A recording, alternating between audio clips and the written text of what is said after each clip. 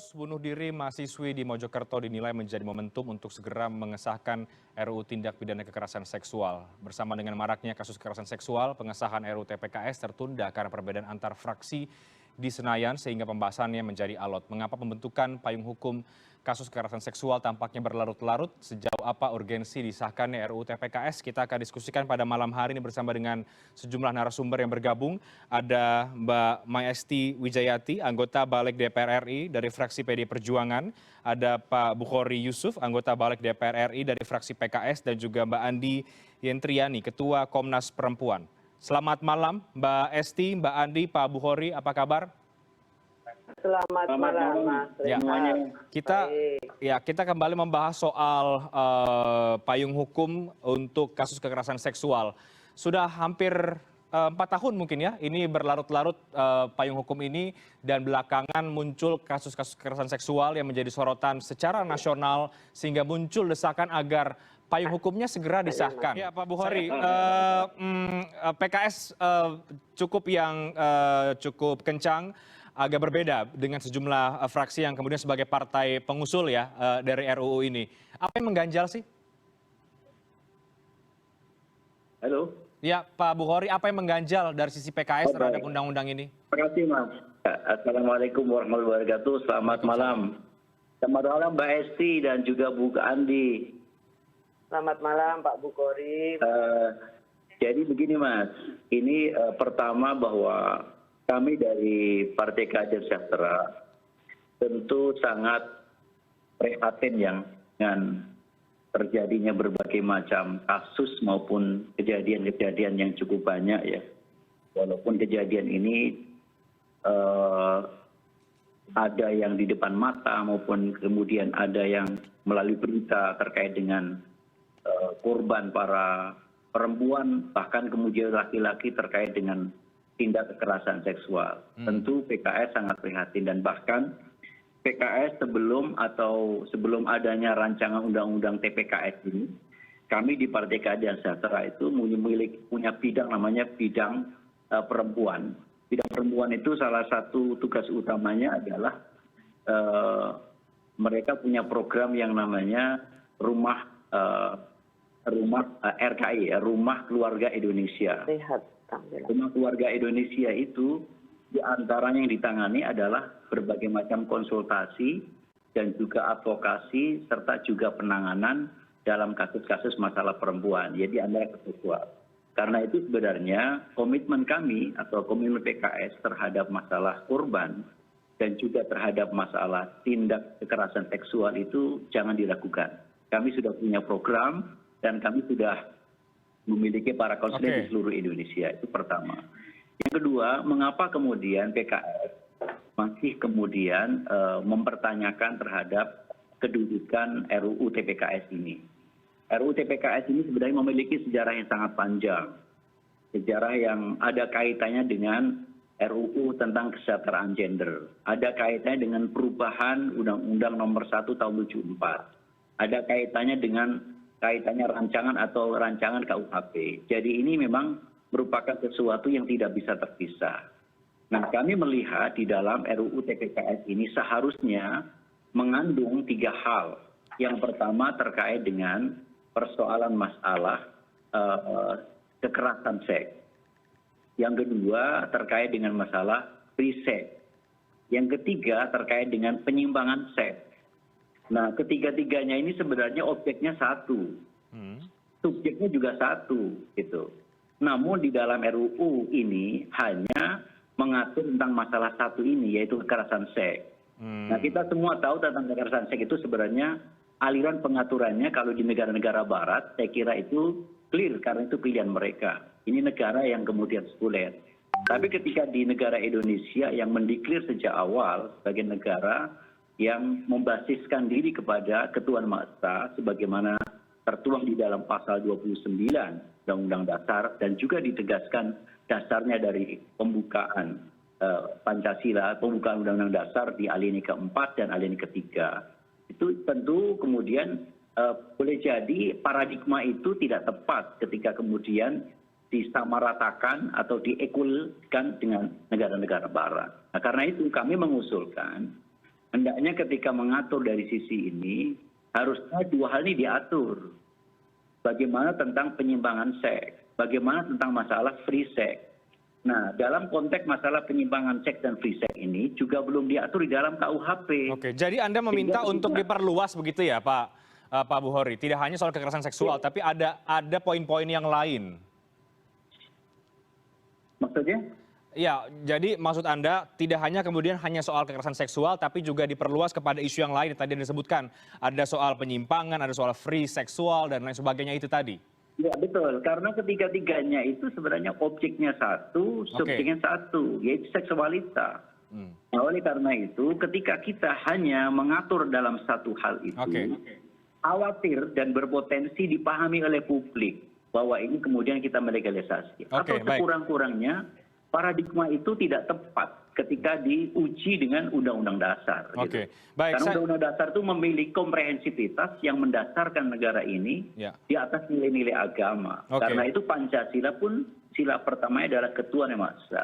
Saya kira itu sebenarnya persoalan paradigma yang saya kira memang masing-masing menjadi pilihannya. Tetapi itu tawaran Partai Keadilan Sejahtera supaya kemudian nanti pengaturan komprehensif. Nah kalau kemudian diatur secara tersendiri, maka kemudian harus ada satu jaminan aturan terhadap dua sisi lain. Makanya kemarin di dalam rapat panja untuk program legislasi nasional kami diskusikan, yaitu rancangan undang-undang tindak pidana kesusilaan. Rancangan undang-undang tindak pidana kesusilaan itu sebagai bentuk perimbangan atau sebagai bentuk penyempurnaan terhadap rancangan TPKS, yaitu Pak Bukhori. Ya, saya harus supaya terjadi kesempurnaan dalam paradigma. Saya harus ke Pak Bukhori. Benar PKS menyandra undang-undang ini?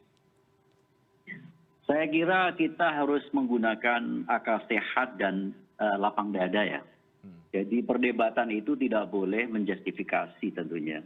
Tetapi saya ingin sampaikan fakta ini. Ini ada satu survei dari Lembaga Perak yang dilakukan pada bulan Oktober ya, 2021.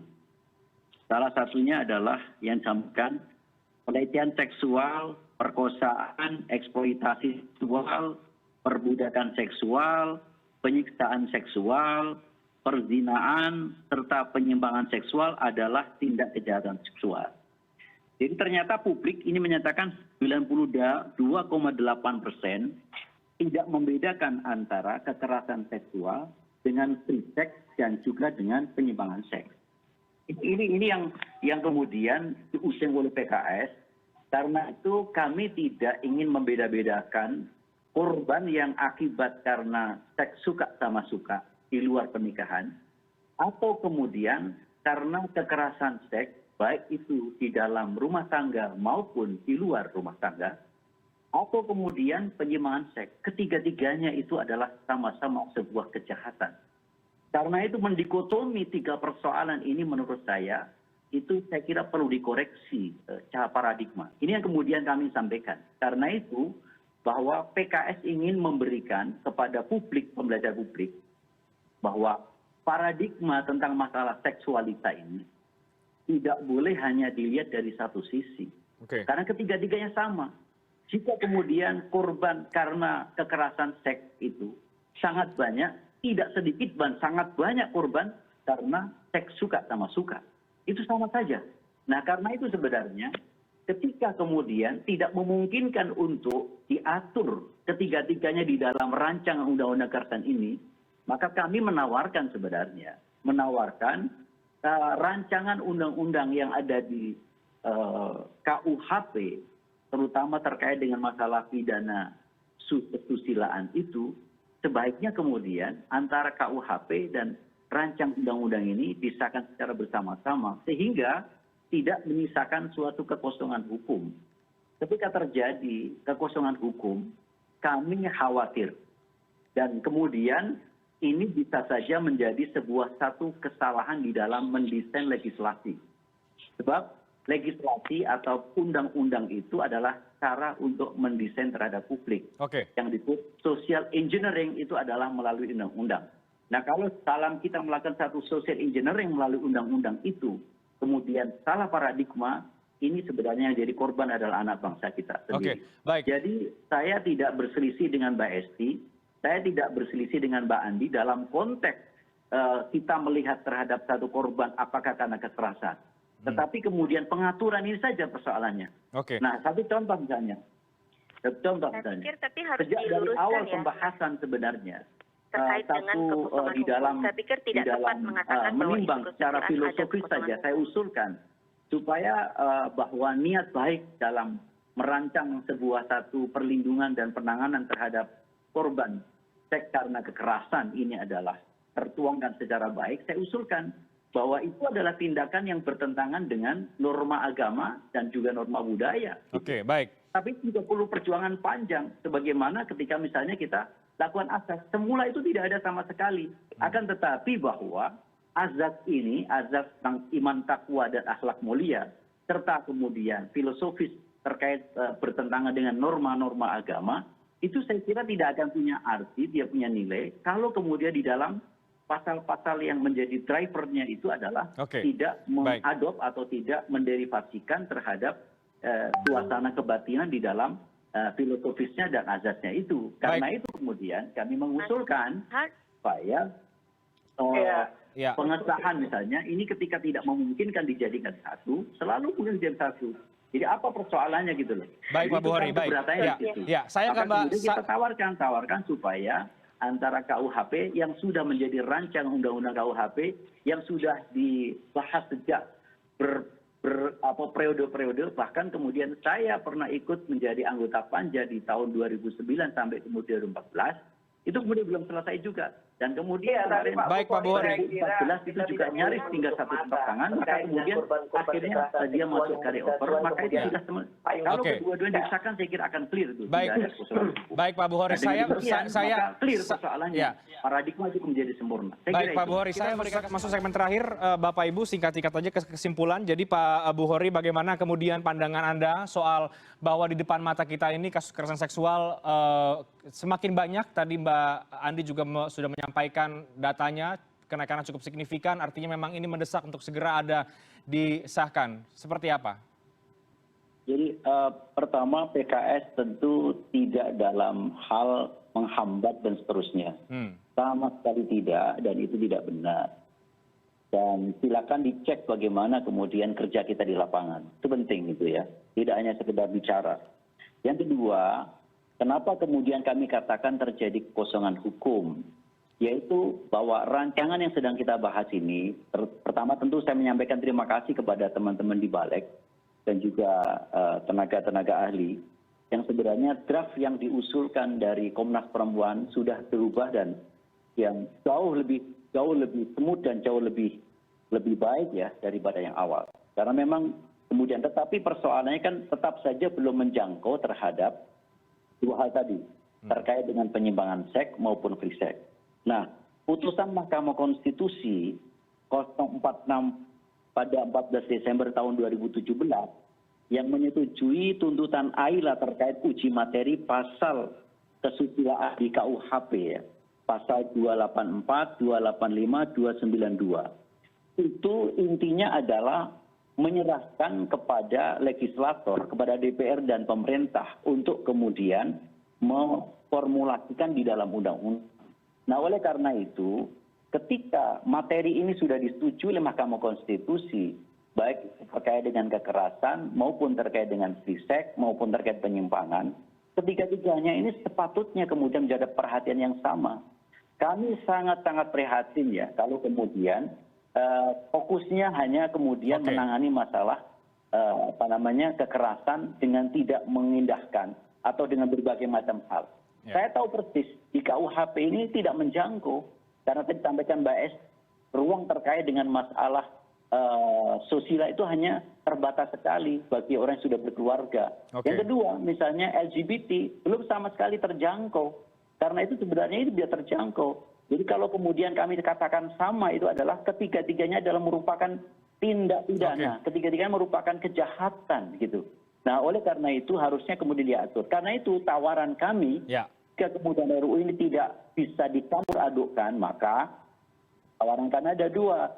Bisa saja mengesahkan RKUHP bersamaan dengan RUU TPKS tadi, atau kemudian yang ada sebuah satu jaminan, ada sebuah satu keinginan secara moral dan kemudian tanggung jawab bahwa terkait dua hal itu harus kemudian diatur, tidak kemudian dibiarkan. Saya kira itu. Terima kasih. Baik Pak Bukhori.